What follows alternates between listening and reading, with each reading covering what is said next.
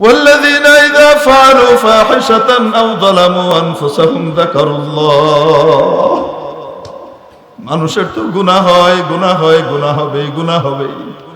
গুনাহ হয় না শুধু নবীর, নবী ছাড়া সকলের গুনাহ হয়। এজন্য বলেছেন আলা কুল্লুকুম, বলেন না আলা কুল্লু ইনসানিন খাত্তা, বলেছেন আলা কুল্লুকুম ইয়া মাশারাল উম্মাহ, ও উম্মতরা। নবীরা তো মাসুম, আল্লাহ তাদেরকে বাঁচিয়ে নিয়েছেন, কিন্তু তোমরা সকলেই গুনাহগার, যত বড় ওলি হও। ওয়া খায়রুল খাত্তাইনা তাওয়াবুন, গুনাহ তো মানুষের হবেই। গুনাহ নাপাক জিনিস হৃদয়কে নাপাক করে দেয়, কালো দাগ পড়ে। হাদিসের মধ্যে আসে যখন নাকি কেউ কোনো গুনাহ করে তার দিলের মধ্যে একটা কালো দাগ পড়ে, যদি সে তওবা করে ইস্তেগফার করে দাগটা মিটে যায়, আগের মতো কলব হয়ে যায়। যদি তওবা ইস্তেগফার না করে ওই দাগটা রয়ে যায়। আরেকটা গুনাহ করে সেই দাগটা আরেকটা দাগ পড়ে, আরেকটা গুনাহ করে তো আরেকটা দাগ পড়ে। এভাবে পড়তে পড়তে পড়তে পড়তে পড়তে পড়তে পুরা অন্তরটা নষ্ট হয়ে যায়। কাল্লা বাল রানা আলা কুলুবিহিম মা কানু ইয়াকসিবুন, অন্তরটা একেবারে মরিচা যুক্ত হয়ে নষ্ট হয়ে যায়। এরপরে আর হেদায়েতের কথা কবুল হয় না, ভালো কথা আর ভালো লাগে না, মন্দ কথা তখন ভালো লাগে, ভালো কাজের দিকে আর মন যায় না। এইভাবে চলতে চলতে একটা পর্যায়ে দুনিয়া থেকে যায়। মুসলমানের বাচ্চা মুসলমান, বাপ মুসলমান ছিল, মা মুসলমান ছিল, মুসলমানের ঘরে জন্ম নিয়েছে, মুসলমান মায়ের বুকের দুধ খেয়েছে, কিন্তু গুনাহ করে করে নিজের অন্তরকে নষ্ট করে ফেলেছে। দুনিয়া থেকে যাওয়ার সময় ঈমানটা হারিয়ে বেঈমান হয়ে দুনিয়া থেকে যাচ্ছে। মেরে মুহতারাম দোস্ত, আজিজ ও বুজুর্গ, গুনাহ তো এরকম নাপাক জিনিস। আল্লাহ রাব্বুল আলামিন বলেন ওয়াল্লাযীনা ইযা ফাআলু ফাহিশাতান আও যালামু আনফুসাহুম, সমস্ত ব্যক্তিরা যাদের জন্য জান্নাত দেওয়া হবে, জান্নাত অপেক্ষা করবে, বিশাল জান্নাত, যার প্রশস্ততা দৈর্ঘ্য না প্রস্থ, জমিন এবং আসমানের মাঝখানে এত দূরত্ব হবে। আরদুহাস সামাওয়াতু ওয়াল আরদ উইদ্দাত লিল মুত্তাকিন, যেটা গুনাহমুক্ত লোকদের জন্য, তাকওয়াওয়ালাদের জন্য তৈরি করা হয়েছে। এই তাকওয়াওয়ালাদের সিফাত আর গুণ বলতে বলতে বলতে বলতে রব্বুল আলামিন সামনে গিয়ে বলছেন যে সমস্ত ব্যক্তিরা যদি গুনাহ করে ফেলে, মহা অশ্লীল কোনো কাজ করে ফেলে অথবা কোনো অন্যায় করে ফেলে, যখনই আল্লাহর কথা মনে হয় গুনার উপরে বহাল থাকে না, নাপাক পরিষ্কার করার জন্য উঠে পড়ে লাগে এবং আল্লাহর কাছে তওবা করে মাফ চায়। তাদের জন্য কি আল্লাহ বলেন ওয়া মান ইয়াগফিরুদ দুনুবা ইল্লাল্লাহ। আরে আল্লাহ তাহলে কিসের জন্য আছেন? আল্লাহ তো মাফ করার জন্যই অপেক্ষা করেন। বান্দারে, একবার আমার কাছে এসে তওবা কর, অতীতের ব্যাপারে অনুতপ্ত হয়ে মাপ চা, ভবিষ্যতে আর কোনোদিন করবি না, আমার কাছে তওবা কর, অঙ্গীকার কর, মুহূর্তের মধ্যে সব মাফ করে দেব। রাসূল সাল্লাল্লাহু আলাইহি ওয়াসাল্লাম বলেন কিয়ামতের দিন তিন প্রকারের ব্যক্তির হিসাব সবার আগে নেওয়া হবে, তাদেরকে আনা হবে। তাদের মধ্যে একজন বড় দানবীর ছিল, অনেক বড় দানবীর ছিল। আল্লাহ তাআলা তাকে তার দেয়া নিয়ামতগুলো মনে করাবেন, বান্দা তোমাকে তো বিশাল পরিমাণে নিয়ামত দেয়া হয়েছিল, ধন সম্পদ তো আমার নিয়ামত ছিল, এটা এমন এক বিশেষ নিয়ামত, আমার 1000 কোটি বান্দাকে আমি দিইনি, তোমাকে বাছাই করে দিয়েছিলাম। তুমি এই নিয়ামতের কি শুকর আদায় করেছো?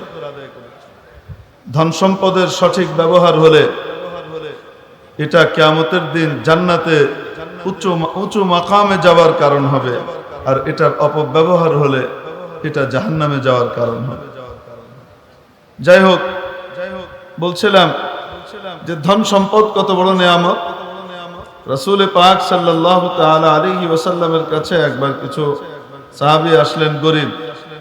তারা এসে বললেন, ইয়া রাসূলুল্লাহ, আমরাও নামাজ পড়ি, ধনীরাও নামাজ পড়ে, আমরাও রোজা রাখি, ধনীরাও রোজা রাখে, আমরা যা যা ইবাদত করি শারীরিক, সে সমস্ত ইবাদতগুলো তো ধনীরাও করে, তাহলে তারা সমান।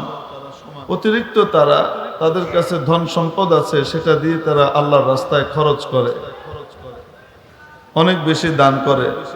এই কারণে তো তারা কিয়ামতের দিন আমাদের চেয়ে এগিয়ে যাবে, জান্নাতে তারা এগিয়ে যাবে। আমরা তো পিছিয়ে গেলাম।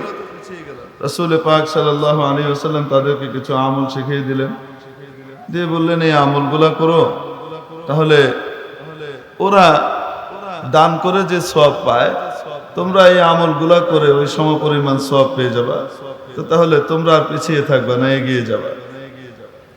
সাহাবীরা খুব খুশি, তারাও ইবাদত শুরু করেছেন। গরিব সাহাবীরা, ধনী সাহাবীরা দেখলেন এরা এই আমল কি করে, এটা ওরাও খোঁজ টোজ নিয়ে বের করে ফেললেন। ওনারা বের করার পরে এবার ওনারাও শুরু করেছেন। এবার রাসূল পাক সাল্লাল্লাহু আলাইহি ওয়াসাল্লামের কাছে গরিব সাহাবীরা আবার আসলেন, ইয়া রাসূলুল্লাহ, এখন তো যে আমল দিয়ে তাদের দান খয়রাতের সমপরিমাণ আমাদের আমলটা হয়ে যেত আর আমরা জান্নাতে এগিয়ে যেতাম, এখন তো ধনীরাও সেটা শুরু করেছে, তাহলে তো ওইটা আর আমাদের এটা সমান সমান, এর উপরে আবার ধন সম্পদের দান খয়রাত, তা আবার তো এগিয়ে গেল। নবী পাক সাল্লাল্লাহু আলাইহি ওয়াসাল্লাম সাহাবীদেরকে বললেন, যালিকা ফাদলুল্লাহ ইউতিহি মান ইয়াশা, এটা তো আল্লাহর দান, যাকে ইচ্ছা তাকে দিবেন, এটা নিয়ে আর কিছু বলার নাই। তাহলে ধন সম্পদ কত বড় দৌলত, যে নিয়ামত দিয়ে আল্লাহ তাআলাকে খুশি করে জান্নাতের উঁচু মাকাম পেয়ে যেতে পারে, অনেক বান্দাকে পিছনে ফেলে সে এগিয়ে যেতে পারে। ওয়া ফি যালিকা ফালইয়াতানাফাসিল মুতানাফিসুন, এর অন্যতম সবব হতে পারে ধন সম্পদ, মাল। তো আল্লাহ তাবারাকা ওয়া তাআলা মনে করাবেন, বান্দা তোমাকে তো এরকম ধন সম্পদ দিয়েছিলাম, বিশাল নিয়ামত রাজি দিয়েছিলাম, তুমি আমার নিয়ামতের কি শুকর আদায় করেছো? সে বলবে, ইয়া আল্লাহ, হেন জায়গা নাই, হেন খাত নাই যে খাতে আমি দান করি নাই। কি মসজিদ, কি মাদ্রাসা, কি গরিব মিসকিন, কি ইয়েতিম, কি দুস্থ, কি বিধবা, কি সমাজ সেবার বিভিন্ন কাজ সময়, কি যুদ্ধের সময়, বিগ্রহের সময়, কোন ক্ষেত্র ছিল যেখানে আমার অর্থ বিনিয়োগ হয় নাই? আমি তো সব জায়গায় অকাতরে দান করেছি। তবে শেষ পর্যায়ে এই সব কিছু সে ফিরিস্তি দিতে থাকবে আর আল্লাহ তাআলা শুনতে থাকবেন, কিছু বলবেন না। একটা পর্যায়ে সে বলবে, আপনাকে খুশি করার জন্য, এটা বলার সাথে সাথেই আল্লাহ তাআলা বলবেন, কাযাবতা, মিথ্যা কথা বলেছো, তুমি তো এগুলা এজন্য করেছিলে যেন তোমাকে মানুষ বড় দানবীর বলে, দানশীল বলে। তুমি তো এগুলো এজন্য করেছিলে যেন তোমাকে বড় দানশীল আর দানবীর বলা হয়। ফাকাদ কিল, তা তো বলা হয়ে গেছে। সুম্মা উমিরা বিহি, এরপরে তার ব্যাপারে ফেরেশতাদেরকে আদেশ করা হবে। এখানে তো ওর কিছু নাই, সব তো দুনিয়াতে যে জন্য করেছিল সেই কাজ তো হয়ে গেছে, আমার সন্তুষ্টির জন্য তো করেনি। উপর করে মাথা নিচের দিকে দিয়ে পা টেনে হিঁচড়ে নিয়ে যাওয়া হবে, চেহারাটা মাটির ভিতরে ছ্যাঁচড়াতে থাকবে, এইভাবে টেনে হিঁচড়ে জাহান্নামে ফেলে দেওয়া হবে। একজন বড় মুজাহিদকে আনা হবে, বড় মুজাহিদ জিহাদ করে নিজের জিন্দেগি দিয়ে দিয়েছে, শহীদ হয়ে গেছে। শহীদকে আনাবার পরে আল্লাহ তাবারaka ওয়া তাআলা তাকে দেওয়া নিয়ামত মনে করাবেন, তোমাকে বাহাদুরি দিয়েছিলাম, শৌর্যবীর্য দিয়েছিলাম, তোমাকে শক্তি সামর্থ্য দিয়েছিলাম, যেটা আমি আমার অনেক বান্দাকে দিই নাই, তুমি আমার এই নিয়ামতের কি শুকরিয়া আদায় করেছো? সে বলবে, আল্লাহ, আর কি করতে বাকি আছে? আমি তো আমার জানটা, সবচেয়ে প্রিয় জিনিস জীবন, এই জীবনটাকে আপনার রাস্তায় বিলিয়ে দিয়েছি আপনাকে খুশি করার জন্য। আল্লাহ তাআলা বলবেন, কাযাবতা, মিথ্যা কথা বলেছো। এটা তো এজন্য করেছিলে যে মানুষ তোমাকে বড় বাহাদুর বলবে, বড় বীর বলবে, বীর শ্রেষ্ঠ বলবে। ফাকাদ কিল, তা বলা হয়ে গেছে, তার ব্যাপারেও আদেশ হবে, টেনে হিঁচড়ে জাহান্নামে ফেলা হবে। এত বড় আমল কোনো কাজে আসলো না, অথচ শাহাদাতের আমল এমন এক আমল, এটা তো হলো মানে রকেটে করে জান্নাতে যাওয়ার সিস্টেম। যদি বলতে চাই, সাধারণ মানুষ যারা স্বাভাবিকভাবে মৃত্যুবরণ করে ইমানের উপরে, তাদের মৃত্যু আর শহীদের মৃত্যু, দুই মৃত্যুর ভিতরে পার্থক্য কেমন? আমরা জামিয়া উবাইদিয়া নানুপুরে আছি, এখানে আসবার জন্য কেউ যদি নানুপুরকে মাকসাদ বানিয়ে রওনা করে, কেউ যদি নানুপুরের কাস্দ করে, তাই না, নানুপুরের ইচ্ছায় রওনা হয়, তার মাকসাদ হলো নানুপুর যাবে, ওখানকার আল্লাহর ওলির সোহবত নিয়ে নিজের জীবনকে বদলাবে, এই উদ্দেশ্যে সে রওনা করেছে। এটা দুইভাবে আসতে পারে। রংপুর থেকে রওনা করেছে, রংপুর থেকে প্রথমে রিকশায় করে এসেছে আপনার কোথায় বাস স্ট্যান্ডে, ওখান থেকে ট্রেনে করে এসেছে ঢাকা, ঢাকায় নামার পরে সেখান থেকে আবার ট্রেন পায় নাই, আরেকটা বাস নিয়েছে, হ্যাঁ বাস নিয়ে সেখান থেকে এসেছে চিটাগাং, চিটাগাং নামার পরে সেখান থেকে আবার আপনার লোকাল বাসে উঠেছে, সেই বাস এনে পৌঁছিয়েছে কাছাকাছি কোনো এরিয়ায়, সেখান থেকে আবার নেমে টেমে তারপরে একটা স্কুটার, ট্যাক্সি, বেবি ট্যাক্সি বা কি বলে অটো, টমটম, চমচম যাই বলেন না কেন, এগুলাতে চড়ে কোথায় চলে আসছে, নানুপুর আসছে। তো আসতে মোটামুটি 1-1.5 দিন লেগে গেছে রওনা হওয়ার পর থেকে। আর কত বদলা বদলি, খাটাখাটি। আর আরেকটা পদ্ধতি আছে নানুপুর আসার, রংপুর থেকে। রংপুরে তার বাড়ির সামনে থেকে বড় মাঠ, সেই মাঠের ওখান থেকে সে উঠছে একটা হেলিকপ্টারে, হেলিকপ্টার উঠার পরে হেলিকপ্টার পু করে উপরে উঠছে, আর নিচের জমিন দেখাইতে দেখাইতে নিয়ে এসে নানুপুর নামায় দিছে আধা ঘন্টার ভিতরে। নানুপুরের মাঠে এসে নেমে গেছে, ডাইরেক্ট চলে আসছে, কোনো লোকাল সিস্টেম না, সোজা সিস্টেম। তো মানুষ জান্নাতে যে যাবে, জান্নাত দেখবে, এটার দুইটা সিস্টেম। একটা সিস্টেম লোকাল, লোকাল সিস্টেম হলো জান্নাতের এরাদে সে মেহনত করেছে সারা জিন্দেগি, স্বাভাবিক মৃত্যুবরণ করেছে, ইমানদারের মৃত্যু হয়েছে, তো দুনিয়া থেকে তার রূহ নিয়ে যাওয়া হবে, কবরের ভিতরে তার সওয়াল জবাব শেষ হবে, বারজাখের সওয়াল জবাব শেষ হওয়ার পরে তার জন্য জান্নাতের খিড়কি খুলে দেওয়া হবে, জান্নাতের লেবাস এনে পরিয়ে দেওয়া হবে, জান্নাতের বিছানা বিছিয়ে দেওয়া হবে, তারপরে ঝিরঝিরে ফুরফুরে বাতাস আসতে থাকবে, আর তাকে বলা হবে নাম কানাউমাতুল আরুস, এবার ঘুমিয়ে যাও। সে ঘুমিয়ে যাবে। ওই কিয়ামতের দিন যখন নাকি ডাক আসবে তখন উঠবে, উঠে তার কাছে মনে হবে এই সূর্য ডুবতেছে, আসরের নামাজ তো পড়া হয়নি, আসর পড়তে হবে। হাদিস শরীফের ভিতরে আসে যে ইমানদার কিয়ামতের দিন এই হাজার হাজার বছর ঘুম থেকে ওঠার পরে তার মনে হবে না যে 1000 বছর ঘুমাইছে, সে মনে হবে যে জোহর নামাজ পড়ে ঘুমাইছিলাম, এখন আসর হয়ে গেছে, আরে সূর্য ডুবে যাবে, তাড়াতাড়ি আসরের প্রস্তুতি নিয়ে রেডি হয়ে যখন তড়িঘড়ি করে উঠতে থাকবে, তখন ফেরেশতারা বলবে আরে আল্লাহর বান্দা, ওরে আল্লাহর বান্দি, আর আসর পড়তে হবে না, দুনিয়াতে বহুত কষ্ট করেছো, চলো এখন মাবুদের দরবারে হাজির হয়ে যাও, রাদিয়াতুম মারদিয়া, যাও আল্লাহর দরবারে গিয়ে হাজির হও। কিয়ামতের ময়দানে হাজির হবে।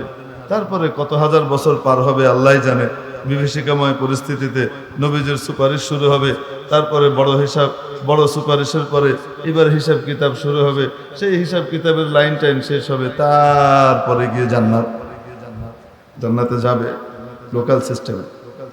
প্রথমে থেকে কবরে গেছে, কবরে গিয়ে ওখানে আসর সোয়াল জবাব হয়েছে, তারপর ওখান থেকে ইল্লিনে নিয়ে গিয়ে ঘুম পাড়াই দিছে, তারপরে সেখান থেকে গিয়ে আবার হাসরের ময়দানে আসছে, এসে তারপরে হিসাব কিতাব হয়েছে, ও অনেক কিছু করে, মানে প্রথমে রিক্সায় উঠছে, তারপরে বাসে উঠছে, এরপরে এসে আবার ট্রেনে উঠছে, এরপরে আবার এসে আরেক লোকাল বাসে উঠছে, তারপরে এসে আবার টমটমে করে নানু করেছে, এভাবে গিয়ে জান্নাতে যাবে। আর আরেকটা সিস্টেম, রংপুর থেকে উঠছে হেলিকপ্টারে, শু করে এসে নেমে পড়ছে নানুপুর, রংপুর টু নানুপুর, মাঝখানে কোনো কিছু নেই। তো শহীদের দরজা হলো এমন যে শহীদ হওয়ার সাথে সাথে তার রূহটাকে ফেরেশতারা জান্নাতি রুমাল দিয়ে পেঁচিয়ে নিয়ে উপরে চলে যান। রব্বুল আলামিন বলে দেন সোজা গিয়ে নিয়ে ঢুকায় দাও কিছুর ভিতরে, সবুজ পাখির ভিতরে ঢুকিয়ে দাও, জান্নাতের যে সবুজ পাখি আছে তার ভিতরে একে ঢুকিয়ে দাও। আর ঢুকিয়ে দেওয়ার পরে তাকে ছেড়ে দেওয়া হয়, আর বলা হয় যাও জান্নাতে ঘুরে বেড়াও, মজা করো, জান্নাতের ভিতরে ফুর্তি করো, জান্নাত দেখতে থাকো। এখনো মুমিন বান্দারা তাদের ইল্লিনে বসে আছে, বারজাখের জগতের ভিতরে বসে আছে, কবরের মাসলার উপর দিয়ে পার হচ্ছে, আর সে জান্নাতে ঘুরে বেড়াচ্ছে, ডাইরেক্ট সোজা জান্নাতে চলে গেছে। আর হেলিকপ্টারের আরোহী না, হেলিকপ্টারের পাইলটের আসনে তাকে বসায় দেওয়া হয়েছে, মন মতো জান্নাতে যেদিকে ইচ্ছা সেদিকে সে ঘুরে বেড়াইতেছে। শাহাদাতের এই মৃত্যু এত মর্যাদাশীল। আর যখন নাকি উঠতে উঠতে উঠতে উঠতে ক্লান্ত হয়ে যাবে, আল্লাহ তাআলার আরশের নিচে কিন্দিল আছে, কিন্দিল বিশাল ঝাড়বাতি আছে, আল্লাহর আরশের শায়ানের শান অনুযায়ী সেই ঝাড়বাতি বাংলাদেশের দুনিয়ার ঝাড়বাতির মতো না। সেই ঝাড়বাতির ভিতরে এসে ডান্ডার উপরে পাখি এসে বসবে, রেস্ট নেবে, রেস্ট নিয়ে আবার নতুন করে ঘোরা শুরু করবে। এ হলো শহীদের মর্যাদা। তিরমিজি শরীফের ভিতরে হাদিস আছে, লিশ শাহীদ ইনদাল্লাহি সিত্তু খিসাল, শহীদকে 6টা মর্যাদায় ভূষিত করা হয়, 6টা জিনিস তাকে দান করা হয় আল্লাহর পক্ষ থেকে। তার ভিতরে 1 নম্বর হলো ইউগফারু লাহু ফি আউয়ালি দুফা, তার রক্তের প্রথম ফোঁটাটা মাটিতে পড়ার আগেই তার সব মাফ করে দেয়। আযাবে কবর থেকে তাকে মুক্তি দিয়ে দেওয়া হয়, তারা কবরের আযাব টাযাবের কোনো কারবারই নেই, তো সোজা যাবে ডাইরেক্ট। এ হলো শহীদের মর্যাদা। এত বড় আমল, যে আমলের মর্যাদা বোঝাতে গিয়ে রাসূল পাক সাল্লাল্লাহু আলাইহি সাল্লাম শাহাদাতের মর্যাদা বোঝাতে গিয়ে এখন নাকি এইভাবে মাথা উঁচু করে এত উপরে এত উপরে এত উপরে জান্নাতে থাকবে বোঝাতে গিয়েছে রাসূল সাল্লাল্লাহু আলাইহি ওয়াসাল্লাম মাথা থেকে টুপি খসে পিছনে পড়ে গেছে। টুপির ওজুদের যে হাদিস আছে সুন্নিয়তের হাদিস, সেগুলোর ভিতরে অন্যতম হাদিস হলো এটা, টুপি সাবিত করার হাদিস, যেটা দিয়ে টুপির সুন্নিয়ত সাবিত হয়। এত উঁচু মর্যাদা শাহাদাতের মাধ্যমে মানুষ পৌঁছায়, এত বড় আমল। এরকম বড় আমল ওয়ালাকে আনা হবে, আর তাকে আল্লাহ তাআলা জিজ্ঞেস করার পরে সে যখন বলবে যে আমি এই এই করেছিলাম, জান দিয়ে দিয়েছি, জীবন দিয়ে দিয়েছি, কিয়ামতের দিন সমস্ত মানুষ উলঙ্গ উঠবে। সমস্ত মানুষ কিভাবে উঠবে? কাপড় চোপড় থাকবে না। আম্মা জান আয়েশা সিদ্দিকা রাদিয়াল্লাহু তাআলা আনহা রাসূল পাক সাল্লাল্লাহু আলাইহি ওয়াসাল্লামকে জিজ্ঞেস করলেন, ইয়া রাসূলুল্লাহ, মানুষ উলঙ্গ উঠবে, উলঙ্গ উঠলে তাহলে তাদের কি অবস্থা হবে? লজ্জা পাবে না? নিজের গোপনাঙ্গ অন্যরা দেখে ফেলছে, সে লজ্জা পাবে না? রাসূল পাক সাল্লাল্লাহু আলাইহি ওয়াসাল্লাম বললেন, আয়েশা, লজ্জা সেদিন তো প্রত্যেকের এমন এক অবস্থা হবে, নিজেকে নিয়ে এমন অস্থির আর পেরেশান থাকবে, ইয়া নাফসি করতে থাকবে, আরেকজনের দিকে তাকাবার মতো ফুরসতি তো সে পাবে না। কিন্তু সেই দিন আল্লাহ তাবারাক ওয়া তাআলা শহীদদেরকে কাপড় সহ উঠাবেন। যে লেবাসে তার শাহাদাত হয়েছিল, যে কাপড় পরা অবস্থায় তার শাহাদাত হয়েছে, ওই কাপড় সহ ওই অবস্থায় সে উঠবে, তার গায়ে কাপড় থাকবে, ওয়া জুরহুহু ইয়াসউবু দামান, আর তার শরীরের ক্ষতস্থান থেকে যেখানে আঘাত পাওয়ার পরে রক্ত বেরিয়েছিল, সেই ক্ষতস্থান থেকে ফিনকি দিয়ে রক্ত বের হবে। লাউনুহু লাউনুদ্দাম, নবীজি সাল্লাল্লাহু আলাইহি ওয়াসাল্লাম যে বলেন যে পদার্থটা শরীর থেকে ফিনকি দিয়ে বের হবে, ওটার রং তো হবে রক্তের মতো। ওয়া রিহুহু রিহুল মিস্ক, কিন্তু তার সুঘ্রাণ হবে মিস্ক আম্বরের মতো। এমন হবে, সে আসবে কাফনের কাপড় সহ, সে তো তার শাহাদাতের কাপড় চোপড় সহ আসবে। শহীদের মর্যাদা, সেদিন সে উলঙ্গ থাকবে না। আল্লাহু আকবার।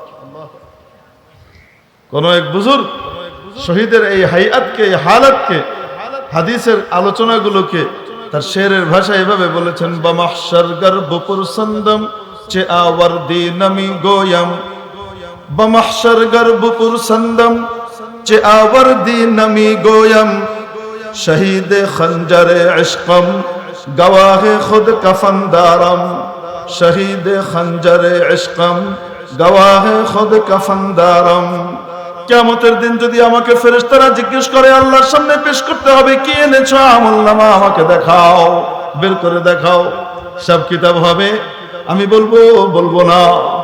শহীদ বলবে, আমি বলবো না। দেখো না, দেখো না, দেখো না, আমার হিসাব কিতাবের জন্য তোমরা আমাকে কিভাবে জিজ্ঞেস করো? আল্লাহর ইশক আর প্রেমের মহব্বতে তো আমি নিজের জানটা পর্যন্ত দিয়ে দিয়েছি, তার সাক্ষ্য আমার কাফন দেখতে পাচ্ছ না। শহীদের মর্যাদা, শহীদকে আনা হবে, বাহাদুরের কথা মনে করানো হবে। উনি বলবেন যে আমি এই করেছি, এই করেছি, এই করেছি, এত কাফের মেরেছি, এত মিসাইল মেরেছি, এরকম ওটা ওটা করেছি, শত্রুদেরকে আমি তটস্থ করে রেখেছি, শেষ পর্যন্ত আমি একটা পর্যায়ে নিজের জান দিয়ে দিয়েছি, কখনো কোনোদিন পিছপা হয়নি।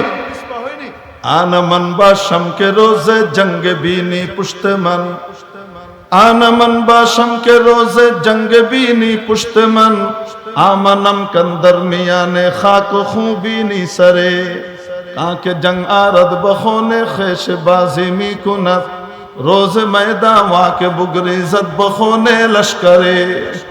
আমি তো কোনোদিন পালাইনি, পলায়ন কি জিনিস দেখিনি। আমার পিঠে কোনো আঘাত নাই, আমার সমস্ত আঘাত আমার বুকে, আমার পেটে, আমার শরীরে, চারিদিকে আঘাত, কিন্তু কোনো আঘাত আমার পিছনে নাই। আমি কোনোদিন পশ্চাৎ ধাবন করিনি, পালাইনি ময়দান ছেড়ে। শেষ পর্যায়ে লড়তে লড়তে লড়তে লড়তে লড়তে লড়তে আমি জানটা পর্যন্ত দিয়ে দিয়েছি আপনার জন্য ইয়া আল্লাহ। আল্লাহ তাআলা সব শুনবেন, লিরিদাকা, আপনাকে খুশি করবার জন্য। আল্লাহ বলবেন কাযাবত, মিথ্যা কথা। এজন্য বলেছিলা যে এজন্য করেছিলা মানুষ তোমাকে বাহাদুর বলবে, তার ব্যাপারেও আদেশ হবে জাহান্নামে নিয়ে নিক্ষেপ করা হবে। এরপরে আনা হবে একজন বড় কারিকে। এই কারি তিলাওয়াতের কারি নয়, ইস্তিলাহি কারি। কারি মোহাম্মদ তাইয়্যিব, মোল্লা আলী কারি, কারি বিমানা মুকরি, কোরআনের তিলাওয়াতেরও উস্তাদ এবং মাআনিরও উস্তাদ, মাযামিনেরও কি বহুত বড় আলিম, বহুত বড় একজন আলিমকে আনা হবে। লফজে তরজমা কারিও করতে পারেন, আনা হবে। নিয়ামত মনে করানো হবে, যে নিয়ামত দিয়েছিলাম এই নিয়ামত পৃথিবীর আমার হাজার কোটি বান্দাকে আমি দেই নাই, তোমাকে দিয়েছিলাম। আল্লাহু আ'লামু হাইসু ইয়াজআলু রিসালাতা, আল্লাহ জানেন ইলমের নূর, তার নবীর রিসালাতের ইলমের নূর কার দিলে কোন ভাবে রাখবেন এটা উনি জানেন, উনি বাছাই করেন। আমি বাছাই করেছিলাম, অন্য কেউ বাছাই করেনি। তোমাকে বাছাই করে আমার নূরে ইলম দিয়েছিলাম, তোমাকে বাছাই করে আমি বড় ইলমের মালিক বানিয়েছিলাম, কোরআনের বড় জ্ঞান দিয়েছিলাম। বলো তুমি এই নিয়ামতের কি শুকরিয়া আদায় করেছো? ইয়া আল্লাহ, সারা জীবন আদা পেট খেয়ে, পেটে পাথর বেঁধে মাদ্রাসায় পড়ে থেকে সারা জিন্দেগি ক্বাল আল্লাহ ক্বাল রাসূল করেছি, আর মানুষকে আলেম বানিয়েছি, হাজার হাজার আলেম তৈরি করেছি, অমুক মাদ্রাসাতে পড়িয়েছি, শাইখুল হাদিস ছিলাম ইয়া আল্লাহ। ওখান থেকে তারপরে আমার ছাত্ররা দেশ বিদেশে ছড়িয়ে পড়েছে, সারা বিশ্বে আমার ছাত্ররা এ করেছে, ওই ছাত্রগুলাকে আমি তৈরি করেছি, ইলমকে খাওয়াসের ভিতরেও বিতরণ করেছি, আবার দাওয়াত ও তাবলীগে গিয়ে সাধারণ মানুষের ভিতরেও বিতরণ করেছি, আবার ওয়াজ মাহফিলে গিয়ে হাজার হাজার মানুষকে নসিহতের কথা শুনিয়ে তাদেরকে দ্বীনের পথে এনেছি, তওবা করিয়েছি। কত মানুষ আমার দ্বারা তাজকিয়ার সুলুকের ভিতরে হাত দিয়ে তারা জান্নাতের পথে চলে এসেছে। ইয়া আল্লাহ, কি করি নাই এই নিয়ামতের, কোন শুকরিয়া আদায় করি নাই? এইভাবে ইলম বন্টন করেছি আর বিতরণ করেছি আপনাকে খুশি করার জন্য। আল্লাহ তাবারক ওয়া তাআলা বললেন, তাই কাযাবতা, মিথ্যে কথা বলেছো।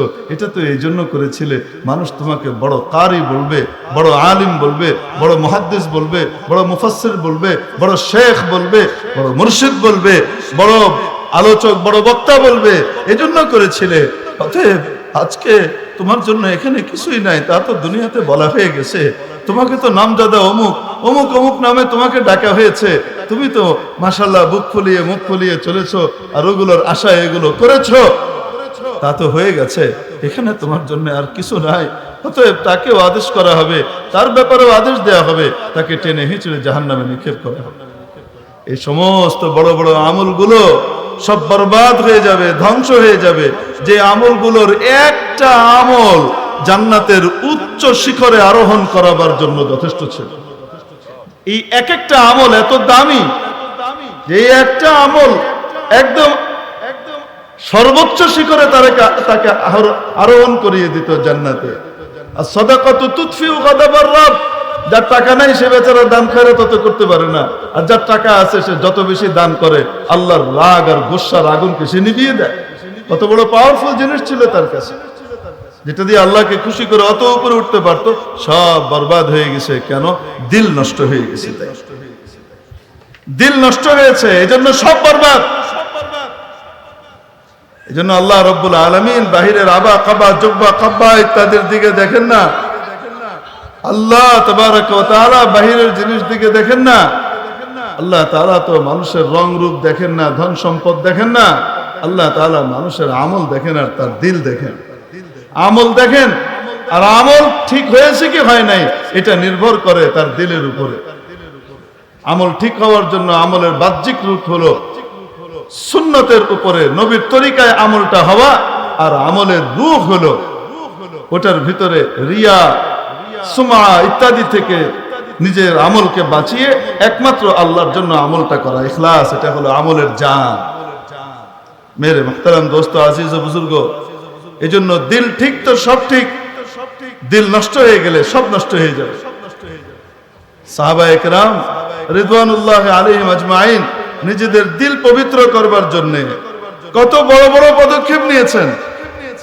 মায়েজা আসলামী রাদিয়াল্লাহু তাআলা আনহু তাশরীফ এনেছেন, ইয়া রাসূলুল্লাহ জানাইতু সালাম দিয়ে এই পাশ থেকে বলেছেন নবীজি সাল্লাল্লাহু আলাইহি ওয়াসাল্লাম চেহারা ফিরিয়ে নিয়েছেন। আবার ওদিকে গিয়ে বলছি ইয়া রাসূলুল্লাহ আমি জিনা করেছি, আমাকে পাক করেন, তাহহিরনি, আমাকে পবিত্র করেন। রাসূল পাক সাল্লাল্লাহু আলাইহি ওয়াসাল্লাম বললেন লাআল্লাকা মাসিস্তাহা, মনে হয় তুমি তাকে টাচ করেছো, আর এটাকে তুমি জিনা মনে করছো, যাও তুমি আল্লাহর কাছে তওবা করে নাও, যাও। নবীজি কি বুঝতে পারছেন না যে মায়ের সহি কথা বলছে, সে স্বীকারোক্তি দিচ্ছে? নবীজি বুঝতে পারছেন না? বুঝতে তো পারছেন, কিন্তু চাচ্ছেন সে ফিমা বাইনাহু ওয়া বাইনাল্লাহ তওবা করে পবিত্র হয়ে যায়। আল্লাহ তো এর চেয়ে বড় গুনাহ মাফ করে দিতে পারেন, সে পবিত্র হয়ে যায়, খামাকা হুদুদের মাতাহাতে সে না আসুক। আবার এই পাশ দিয়ে এসেছে, যখন নাকি রাসূল সাল্লাল্লাহু আলাইহি ওয়াসাল্লাম চেহারা ফিরিয়ে নিয়েছেন, এই পাশ দিয়ে এসেছে ইয়া রাসূলুল্লাহ এমনি জানেন তো আসলে আমি জিনা করেছি, ব্যভিচার করেছি, তাহহিরনি, আমাকে পবিত্র করেন। রাসূলুল্লাহ সাল্লাল্লাহু আলাইহি ওয়াসাল্লাম বলেন লাআল্লাকা ক্বাবালতাহা, মনে হয় তুমি তাকে চুমু দিয়েছো, মনে হয় তুমি তাকে চুমু দিয়েছো, এটাকে তুমি জিনা মনে করছো, যাও যাও তুমি আল্লাহর কাছে মাফ চেয়ে দাও। আবার ঘুরে আসছে, চেহারা ঘোরানোর পরে আবার আসছে, ইয়া রাসূলুল্লাহ আমাকে পাক করেন, আমি এটা করেছি। জানে যে পাথর নিক্ষেপে হত্যা করা হবে, দুনিয়ার এই পাথর নিক্ষেপে হত্যা হওয়া, নিহত হওয়া বরদাস্ত করে নিতে রাজি আছে, কিন্তু আল্লাহর কাছে নাপাক দিল নিয়ে যেতে রাজি নয়। নবীর সোহবতি আফতা। والذين إذا فعلوا فاحشة أو ظلموا أنفسهم ذكروا الله। মানুষের তো গুনাহ হয়, গুনাহ হয়, গুনাহ হবে, গুনাহ হবে। গুনাহ হয় না শুধু নবীর, নবী ছাড়া সকলের গুনাহ হয়। এজন্য বলেছেন আলা কুল্লুকুম, বলেন না আলা কুল্লু ইনসানিন খাত্তা, বলেছেন আলা কুল্লুকুম ইয়া মাশারাল উম্মাহ, ও উম্মতরা, নবীরা তো মাসুম, আল্লাহ তাদেরকে বাঁচিয়ে নিয়েছেন, কিন্তু তোমরা সকলেই গুনাহগার, যত বড় ওলি হও। ওয়া খায়রুল খাত্তাইনা তাওয়াবুন, গুনাহ তো মানুষের হবেই, গুনাহ নাপাক জিনিস হৃদয়কে নাপাক করে দেয়, কালো দাগ পড়ে। হাদিসের মধ্যে আসে যখন নাকি কেউ কোনো গুনাহ করে তার দিলের মধ্যে একটা কালো দাগ পড়ে, যদি সে তওবা করে ইস্তেগফার করে দাগটা মিটে যায়, আগের মতো কলব হয়ে যায়। যদি তওবা ইস্তেগফার না করে ওই দাগটা রয়ে যায়, আরেকটা গুনাহ করে সেই দাগটা আরেকটা দাগ পড়ে, আরেকটা গুনাহ করে তো আরেকটা দাগ পড়ে, এভাবে পড়তে পড়তে পড়তে পড়তে পড়তে পড়তে পুরা অন্তরটা নষ্ট হয়ে যায়। কাল্লা বাল রানা আলা কুলুবিহিম মা কানু ইয়াকসিবুন, অন্তরটা একেবারে মরিচা যুক্ত হয়ে নষ্ট হয়ে যায়। এরপরে আর হেদায়েতের কথা কবুল হয় না, ভালো কথা আর ভালো লাগে না, মন্দ কথা তখন ভালো লাগে, ভালো কাজের দিকে আর মন যায় না। এইভাবে চলতে চলতে একটা পর্যায়ে দুনিয়া থেকে যায়। মুসলমানের বাচ্চা মুসলমান, বাপ মুসলমান ছিল, মা মুসলমান ছিল, মুসলমানের ঘরে জন্ম নিয়েছে, মুসলমান মায়ের বুকের দুধ খেয়েছে, কিন্তু গুনাহ করে করে নিজের অন্তরকে নষ্ট করে ফেলেছে। দুনিয়া থেকে যাওয়ার সময় ঈমানটা হারিয়ে বেঈমান হয়ে দুনিয়া থেকে যাচ্ছে। মেরে মুহতারাম দোস্ত, আজিজ বুজুর্গ, গুনাহ তো এরকম নাপাক জিনিস। আল্লাহ রাব্বুল আলামিন বলেন ওয়াল্লাযীনা ইযা ফাআলু ফাহিশাতান আও যালামু আনফুসাহুম, সমস্ত ব্যক্তিরা যাদের জন্য জান্নাত দেওয়া হবে, জান্নাত অপেক্ষা করবে, বিশাল জান্নাত, যার প্রশস্ততা দৈর্ঘ্য না প্রস্থ, জমিন এবং আসমানের মাঝখানে এত দূরত্ব হবে। আরদুহাস সামাওয়াতু ওয়াল আরদ উইদ্দাত লিল মুত্তাকিন, যেটা গুনাহমুক্ত লোকদের জন্য, তাকওয়াওয়ালাদের জন্য তৈরি করা হয়েছে। এই তাকওয়াওয়ালাদের সিফাত আর গুণ বলতে বলতে বলতে বলতে রব্বুল আলামিন সামনে গিয়ে বলছেন যে সমস্ত ব্যক্তিরা যদি গুনাহ করে ফেলে, মহা অশ্লীল কোনো কাজ করে ফেলে অথবা কোনো অন্যায় করে ফেলে, যখনই আল্লাহর কথা মনে হয় গুনার উপরে বহাল থাকে না, নাপাক পরিষ্কার করার জন্য উঠে পড়ে লাগে এবং আল্লাহর কাছে তওবা করে, আল্লাহর কাছে তওবা করে, মাফ চায়, মাফ চায়, মাফ চায়। তাদের জন্য কি আল্লাহ বলেন ওয়া মান ইয়াগফিরুদ দুনুবা ইল্লাল্লাহ। আরে আল্লাহ তাআলা কিসের জন্য আছেন? আল্লাহ তো মাফ করার জন্যই অপেক্ষা করেন। বান্দারে একবার আমার কাছে এসে তওবা কর, অতীতের ব্যাপারে অনুতপ্ত হয়ে মাফ চা, ভবিষ্যতে আর কোনোদিন করবি না, আমার কাছে তওবা কর, অঙ্গীকার কর, মুহূর্তের মধ্যে সব মাফ করে দেব। মেরে মুহতারাম দোস্ত, আজিজ বুজুর্গ, মাইজ আসলামী রাদিয়াল্লাহু তাআলা আনহু এভাবে তিনবার রাসূল সাল্লাল্লাহু আলাইহি ওয়াসাল্লাম চেহারা ফিরিয়ে নিলেন। চতুর্থবার আবার আরেক পাশ দিয়ে গিয়ে বলছেন, ইয়া রাসূলুল্লাহ। রাসূল সাল্লাল্লাহু আলাইহি ওয়াসাল্লাম বললেন, এই এর বংশের লোকদেরকে ডাকো। ডাকা হলো, ডেকে জিজ্ঞেস করা হলো। রাসূল সাল্লাল্লাহু আলাইহি ওয়াসাল্লাম জিজ্ঞেস করলেন, এই মাইজের কি মাথা খারাপ হয়েছে নাকি? কি উল্টাপাল্টা বলতেছে? ওকে মাথা খারাপ হয়েছে নাকি? মাথা ঠিকঠাক আছে। ইয়া রাসূলুল্লাহ, সে তো আমাদের ভিতরে সবচেয়ে আকল, সবচেয়ে বুদ্ধিমান, তার মাথা নষ্ট হবে কেন? নবীজি সাল্লাল্লাহু আলাইহি ওয়াসাল্লাম আদেশ করলেন, যাও নিয়ে যাও, কোরআনের যা বিধান সেটা বাস্তবায়ন করো। গোটা শরীরের অর্ধেক মাটির নিচে গেড়ে দিয়ে তারপরে সবাই মিলে পাথর নিক্ষেপ করে হত্যা করে ফেলে। নিজের জিন্দেগি দিয়েও অন্তরের পবিত্রতার জন্য যে আল্লাহর কাছে যাব, কলবে সালিম নিয়ে যাব, কোনো দাগ যেন না থাকে, কোনো নাপাকি যেন না থাকে, পবিত্র করার জন্য এমন অস্থির ছিলেন সাহাবায়ে কেরাম। কেন? তাদের কাছে দিল পবিত্র করা সবচেয়ে গুরুত্বপূর্ণ জিনিস। মেরে মুহতারাম দোস্ত, কোরআনে কারীমে আল্লাহ রাব্বুল আলামিন কোনো কথা বলে দিলে কোরআনে তার জায়গা হয়েছে, ওই কথাটা, ওই বিষয়টা, এর চেয়ে বড় জিনিস আর কিছুই দরকার নেই, এর চেয়ে গুরুত্বের জন্য আর কিছুই লাগে না, ঠিক কিনা? সেখানে যদি আল্লাহ কোনো কথা কসম সহকারে বলে, আল্লাহ কসম খাচ্ছেন কোন জিনিসের, তারপরে বলছেন, তাহলে কি পরিমাণ গুরুত্ব বাড়ে? বিষয়টা যত গুরুত্বপূর্ণ, আল্লাহ তাআলা তার জন্য কসম তত বেশি জিনিসের খেয়েছেন। কখনো কখনো এক জিনিসের কসম খেয়েছেন, ইয়াসিন ওয়াল কোরআনিল হাকিম ইন্নাকা লামিনাল মুরসালিন। এক কসম খেয়েছেন এক জিনিসের, কোরআনে হাকিমের কসম। কখনো কখনো খেয়েছেন দুই জিনিসের কসম, ওয়াদ-দুহা ওয়াল-লাইলি ইযা সাজা। দুই জিনিসের কসম খেয়ে বলছেন, মা ওয়াদ্দাআকা রাব্বুকা ওয়া মা ক্বালা। আল্লাহ আপনাকে পরিত্যাগ করেননি, ছেড়ে দেননি, তরক করেননি আল্লাহ তাআলা আপনাকে। দুই জিনিসের কসম খেয়েছেন।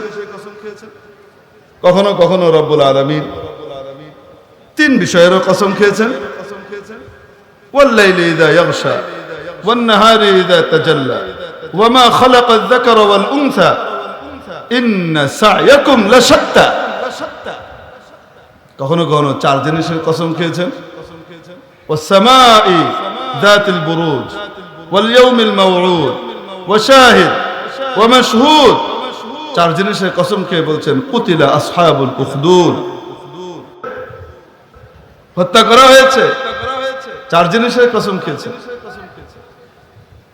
কিন্তু যখন রব্বুল আলামিন দিলকে পবিত্র করা, দিলকে খাঁটি করা, পরিষ্কার করা, নফসকে তাজকিয়ার ভেতর দিয়ে নিয়ে আওসাফে হামিদা অর্জন করা এবং ফাসাইলে রাজিলা থেকে নিজের দিলকে পরিষ্কার করবার জন্য যখন নাকি বলেছেন, তো সেক্ষেত্রে বলতে গিয়ে এক দুই জিনিসের না, 11 জিনিসের কসম খেয়েছেন। 11 বিষয়ের, এর চেয়ে বেশি কসম আর কোনো বিষয়ে খান না।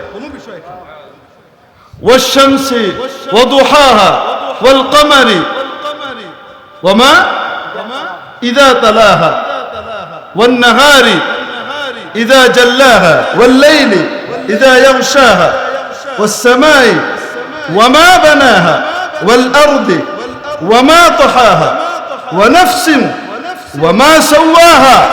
11 বিষয়ের কসম খেয়ে তারপরে বলছেন, ফাআলহামাহা ফুজুরাহা ওয়া তাকওয়াহা, জুমলায়ে মুতারাজা। পরেরটা হলো জবাবে কসম, قد أفلح من زكاها وقد خاب من دساها।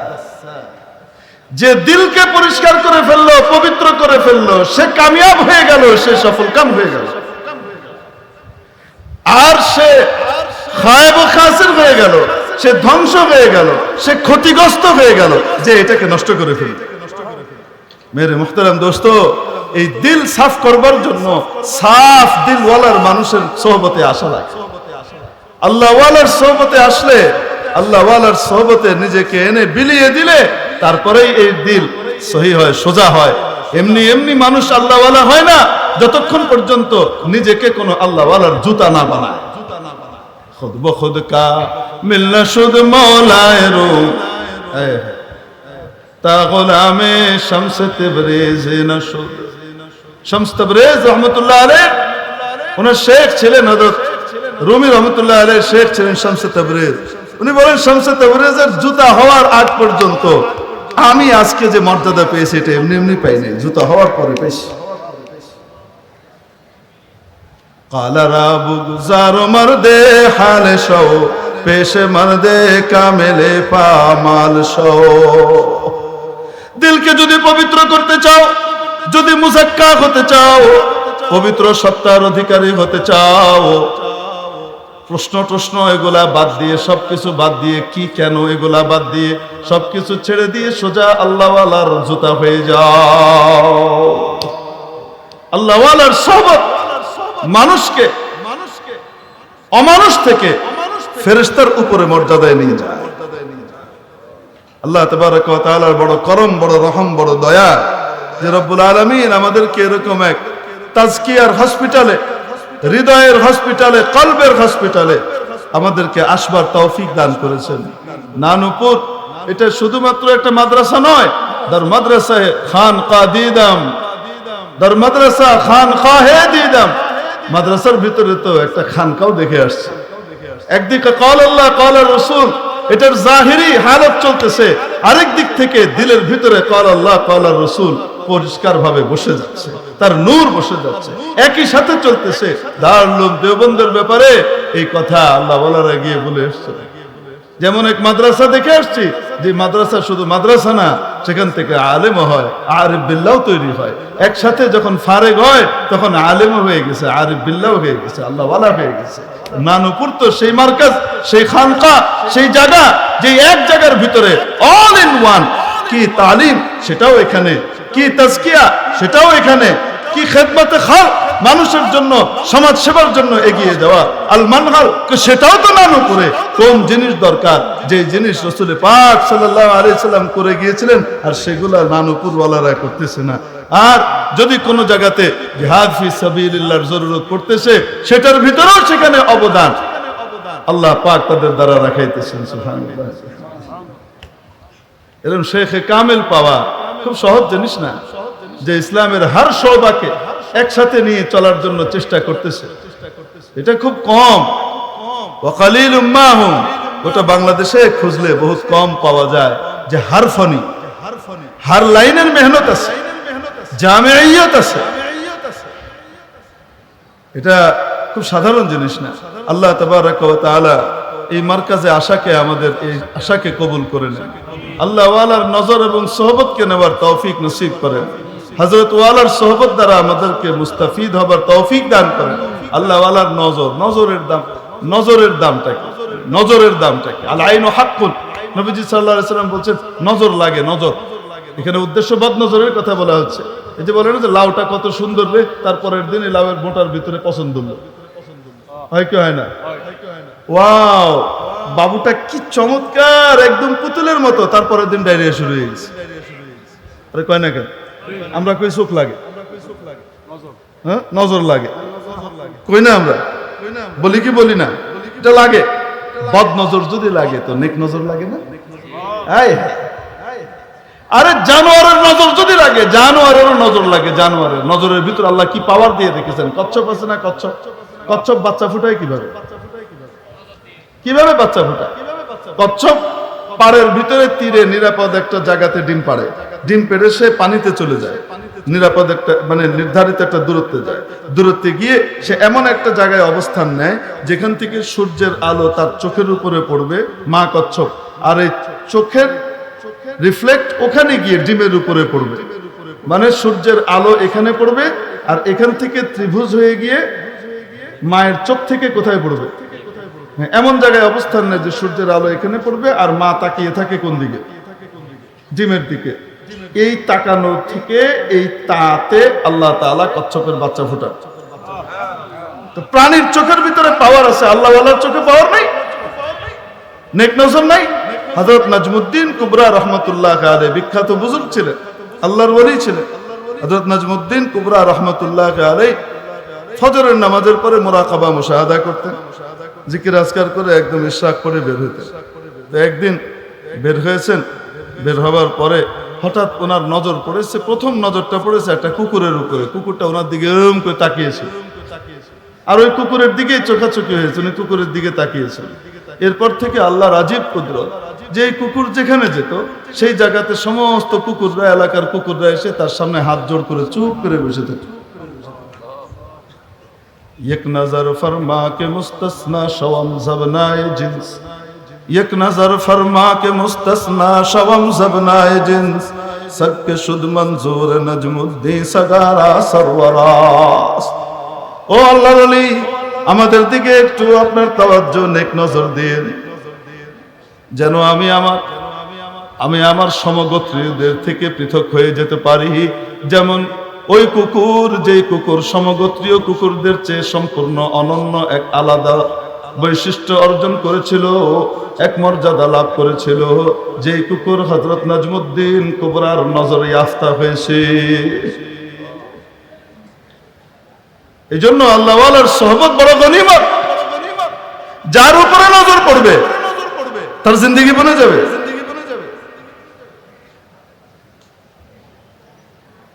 এই হায় হায়, ইলম কিভাবে পয়দা হয়?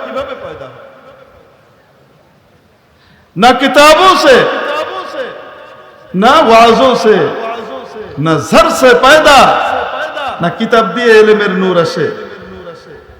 কিতাব দিয়ে তো কালো কালো ছাপ দিলের উপরে পড়ে, যা যা দেখতেছে ওইটার ফটোকপি হইতেছে, কালো ছাপ পড়তেছে। ওই কালো ছাপ পরিষ্কার করতে হয় খেদমতে খালক দিয়ে। মানুষের খেদমত না, শুধু জানোয়ারেরও খেদমত। এটার দ্বারা পরিষ্কার হয়, দিল সাফ হয়।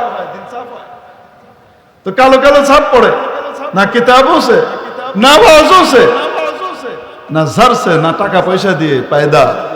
ইলম এগুলো কোনোটা দিয়ে হয় না। ইলম होता है बुजुर्गों की नजर से पैदा। ইলম যদি আসে, ইলমের নূর যদি দিলে আসে, আল্লাহ ওয়ালাদের নজরের দ্বারা আসে। এজন্য ইলমের মধ্যে জিলা পয়দা করতে ফেলে আল্লাহ রাব্বুল আলামিন। ও আমার তালিব ইলম ভাইরা, খাস ভাবে বলবো, আপনাদেরকে বিশাল নিয়ামত দান করেছেন। এখান থেকে পড়তে থাকবেন, পড়তে পড়তে এই নিয়ামত অর্জন করে বাড়ি যাবেন, যখন কামেল হয়ে যাবেন একবারে। শুধু দাওরা পাশ করে তাখাসুস করে গেছেন তা নয়, কামেল শেখ হয়ে এখান থেকে রওনা করবেন। এই সুযোগ আল্লাহ তাআলা এক জায়গাতে আপনাদেরকে দিয়ে দিছে। এটা সুযোগ হারাইলে ভবিষ্যতে মাথা চাপড়াবে।